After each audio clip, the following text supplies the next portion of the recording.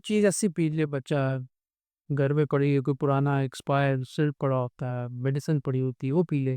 So in that case, sir ये बहुत बड़ी फील्ड है, पॉइजनिंग की जो फील्ड है, और ऐसे माशरे में जहाँ माँ बाप दोनों काम कर रहे हैं, बच्चे नौकरों के पास हैं और दूसरे लोगों के पास हैं, जो ज़ाहिर है उस तरह की अटेंशन या उस तरह की उसकी केयर नहीं कभी भी कर सकते, अगर चाहें भी तो नहीं कर सकते।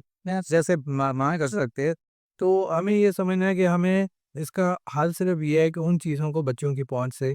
दूर रखें चाहिए, बहुत एहतियात बहुत ज़्यादा, क्योंकि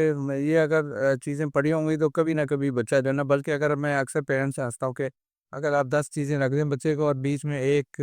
आप ब्लेड रखते हैं मिसाल के तौर, वो उसी दबा तो वो 10 चीज़ें नहीं पकड़ेगा, वो उसको सब ना वो उसको पता चल जाएगा कि ये चीज़ ज़्यादा वो है। बच्चे के अंदर जो एक्विजिटिव नेचर है ना, वो डिफरेंट चीज़ को हाथ डालेगा। इसलिए कोई भी एक तो ये कि उस पे नज़र हर वक़्त रखी जाए। आजकल वो कैमराज़ के अंदर, फ़ोन्स के अंदर सिस्टम आ गए हैं कि बच्चा जहाँ सो भी रहा है या जहाँ अकेला